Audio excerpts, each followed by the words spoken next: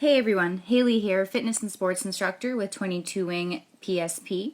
And as you likely know, successful annual completion of the force evaluation is an operational requirement for military members.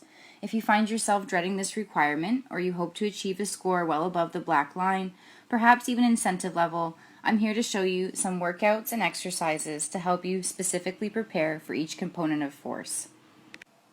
I have broken it down into 4 parts for each component of force, and today we're going to have a look at the sandbag lift. We're going to start with air squats. Can you perform 30 consecutive air squats with good form without overly taxing your lower body, or is this very challenging for you to do? You can use this first set of 30 as a warm-up or break it up as required, 2 sets of 15, 3 sets of 10 as part of your workout. If you need to break it up, focus on reducing your rest time between sets until you can fairly easily perform the 30 repetitions. As I practice for this component, I make sure that my stance is wide enough so when I squat down, my hands can easily reach the ground below me because I'm pretending to pick up a sandbag. Also, I chose to keep the repetitions at 30 because, as you probably know, the sandbag lift component has you complete 30 consecutive sandbag lifts in 3 minutes and 30 seconds.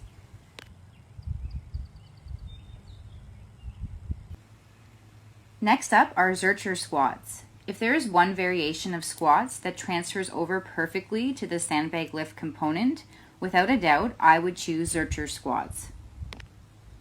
The weight is rested in the crooks of your elbows, held tight to the body, which forces you to brace your core to stay in good position. It will also have you engage your upper back to avoid rounding your shoulders.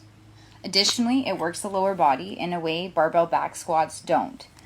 Any weaknesses in the lower body will be felt as the smaller stabilizing muscles of the hips, abductors, and adductors will be highly tested.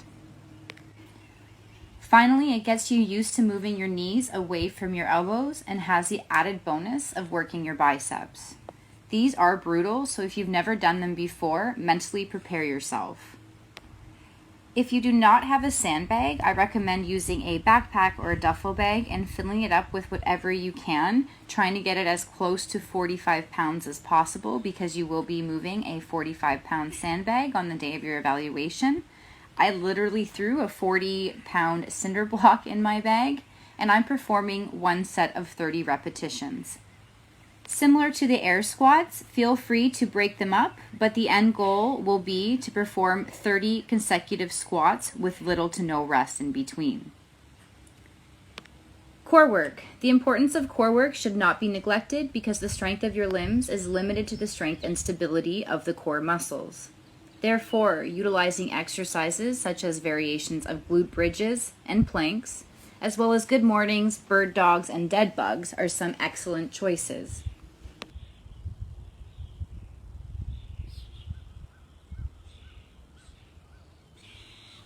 As I just mentioned, variations of goblet squats are something I recommend to include in your training.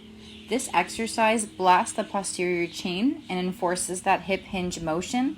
It also encourages a neutral spine with the added challenge of working the arms. Set your stance slightly wider than hip width, screw your feet into the floor, keep a slight bend in the knees, and just focus on hinging at the hips by pushing your hips back as far as you can until you feel tightness in your hamstrings. Pause at the bottom for a second, and then stand up tall, bring the hips forward, and squeeze the glutes. Find a weight as close as possible to 45 pounds or work your way up to that weight if you're not quite there yet.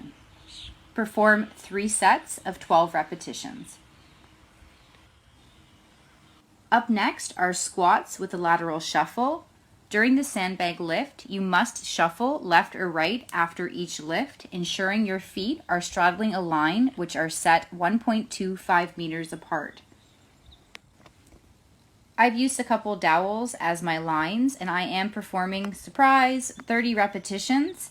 Feel free to break them up as you see fit, just like you did the previous exercises. As you can tell, this workout and training is extremely taxing on your lower body.